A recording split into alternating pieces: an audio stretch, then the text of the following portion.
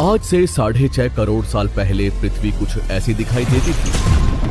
जहां आप बैठे हैं वहां डायनासोर घुमा करते थे। समुद्र की गहराई से लेकर आसमान की चोटी तक 1 लाख किलो वजनीय जीव से लेकर 4 हाथियों से भी बड़े पक्षी तक हर कोने में बस इनका ही राज था। लेकिन ऐसा क्या हुआ कि सिर्फ चंद घंटों में इनका विनाश हो गया? हमारे पूर्वज ही जिंदा क्यों बचे और इंसान पृथ्वी पर कैसे आए, जानते हैं इस वीडियो में। समय में थोड़ा पीछे चलते हैं। ये है हमारी पृथ्वी। उस वक्त ऑक्सीजन ज्यादा होने की वजह से 30-35 महले की बिल्डिंग जितने ऊंचे पेड़ हर जगह दिखाई देते थे और इनमें रहते थे डायनासोर। ये है 8 मंजिला ऊंचा अर्जेंटोसोरस। एक दिन में ये कई जंगल चर जाते थे। उस वक्त पृथ्वी कुछ ऐसी दिखाई देती थी। ये है चूने के रेगिस्तान, जहाँ लाखों सालों से बरसात नहीं हुई। यहाँ भी इनका बोलबाला है। ये है हमारा भारत, जो एशिया की तरफ बढ़ रहा था। उस वक्त भारतीय जमीन लावा से भरी रहती थी और यहाँ पाए जाते थे राजासोरस। यहाँ का कुछ अलग ही मंजर है। 7 बस जितने लंबे जीव से लेकर इंसान जितने बड़े केकड़े तक। बाहर आकर देखो तो कई किलोमीटर लंबे अमेरिकी रेगिस्तान में पाए जाते थे टाइटेनोसोरस। 20 हाथियों जितना वजनीय, 8 महले की बिल्डिंग से भी ऊंचे ये जीव आज यहाँ बच्चे पैदा करने इकट्ठा हुए हैं। दुनिया के हर कोने में डायनासोर्स की आवाजें गूंज रही थी, लेकिन इन्हें क्या पता था कि आज इनका अंत होने वाला है। दरअसल हमारे सौरमंडल में जुपिटर और मंगल ग्रह के बीच बहुत से उल्कापिंड हैं, जो सूरज का चक्कर लगा रहे हैं। अंत के 10 करोड़ साल पहले इनमें से ही 2 उल्कापिंडों के बीच टकराव हुआ और उसका एक टुकड़ा तेज गति से पृथ्वी की तरफ बढ़ने लगा। पृथ्वी के पास आते ही उसके कुछ टुकड़े चांद पर गिरे, मगर गति तेज होने की वजह से चांद का गुरुत्वाकर्षण उसे खींच नहीं पाया। पृथ्वी के करीब आते ही उसकी गति बढ़ने लगी। वातावरण के घिसाव ने उसे जलाना शुरू कर दिया और वो 80,000 किलोमीटर प्रति घंटे की रफ्तार से पृथ्वी से टकराया।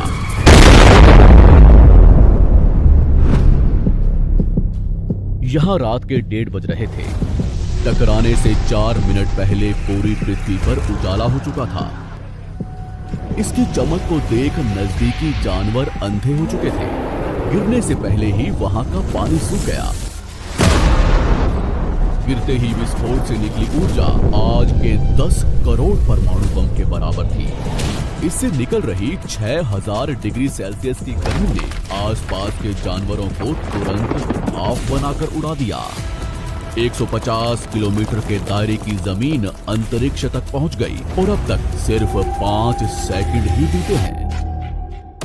इस विस्फोट से जन्मी झटके की लहर 550 किलोमीटर प्रति सेकंड की रफ्तार से आगे बढ़ी। इसने पत्थरों को गोले की रफ्तार से उड़ाना शुरू कर दिया। आसपास की नदियां उल्टी बहने लगी। जंगल के पेड़ नीचे गिरने लगे। पहाड़ों ने दम तोड़ना शुरू कर दिया। इसके कुछ ही सेकंड बाद आई भयंकर गर्मी की लहर ने उड़ रहे पत्थरों को पिघलाकर लावा बना दिया। संपर्क में आने वाला हर एक पानी तुरंत भाप बन रहा था। समुद्र के अंदर उबाल शुरू होने लगा। पलक झपकते ही जंगल सूख रहे थे। जानवरों का शरीर उबल रहा था और अभी तक तो सिर्फ शुरुआत ही हुई है। टकराव से हजारों टन मलबा अंतरिक्ष में पहुंचा था, जो गुरुत्वाकर्षण की वजह से पृथ्वी के चारों तरफ फैलकर पृथ्वी पर गिरने लगा। उसमें भी आग लग रही थी और जहां ये गिर रहे थे वहां कई किलोमीटर तक विनाश हो रहा था। टकराव ने पृथ्वी को अंदर से भी हिला दिया था, जिससे कुछ ही सेकंड में पृथ्वी पर भूकंप आना शुरू हो गया। भूकंप की तीव्रता ज्यादा थी, इसलिए समुद्र का पानी जमीन में बैठे रेत से मिलने लगा, जिससे जीवों को घुटन होने लगी और वहां भी पतन शुरू हो गया। अभी सिर्फ 5 मिनट ही बीते हैं और बाहर जानवरों में भगदड़ मच चुकी है। घटनास्थल पर पैदा हुई गर्म धूल और मिट्टी तेजी से आगे बढ़ रही थी। बादलों में धूल जाने की वजह से इनमें बिजली गिरनी शुरू हो चुकी थी। इस तूफान के बीच आने वाले हजारों टन वजनीय जानवर और पेड़ हवा में उड़ रहे थे। कुछ ही देर में ये तूफान अफ्रीका तक पहुंचा, जिससे वहां के चूने के रेगिस्तान वातावरण में मिलने लगे और बादल जहरीले होने शुरू हो गए। इसके पीछे टकराव ने समुद्र के पानी को बादलों से भी ऊंचा उठा दिया था, जिससे गर्म पानी की भयानक बाढ़ आ रही थी। 5 घंटे के अंदर पूरी पृथ्वी धूल से ढक गई। पृथ्वी का औसत तापमान कई 100 डिग्री सेल्सियस तक पहुंच चुका था। पूरी दुनिया के जंगलों में आग लगी हुई थी और भूकंप ने मरे हुए ज्वालामुखियों को उजागर कर दिया था। हर सेकंड पृथ्वी गर्म हो रही थी, ऑक्सीजन कम हो रहा था, पृथ्वी पर जमी बर्फ पिघल रही थी और नदियों में बाढ़ आना शुरू हो चुका था।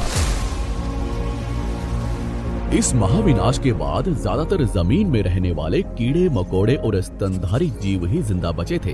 पृथ्वी की 70% आबादी विलुप्त हो चुकी थी।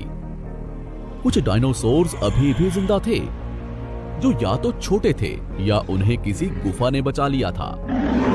समुद्र की गहराई में रहने वाले जीव भी सलामत बचे थे, लेकिन अब उनका भी समय खराब होने वाला था। कुछ ही दिनों बाद जहरीले बादल पूरी दुनिया में बरसना शुरू हो गए। दिन ब दिन समुद्र जहरीला होने लगा, जिससे समुद्री जंगल भी मरना शुरू हो गए। धूल से ढकी ये पृथ्वी ठंडी पड़ रही थी और कुछ ही महीनों में पूरी पृथ्वी बर्फ से ढक गई। हमारे पूर्वजों को डायनासोर से डरकर कुछ भी खाकर कम ऑक्सीजन के बावजूद भी महीनों तक जमीन में रहने की आदत थी। जमीन के अंदर गर्माहट थी और अंदर छोटे जीवों का पूरा साम्राज्य।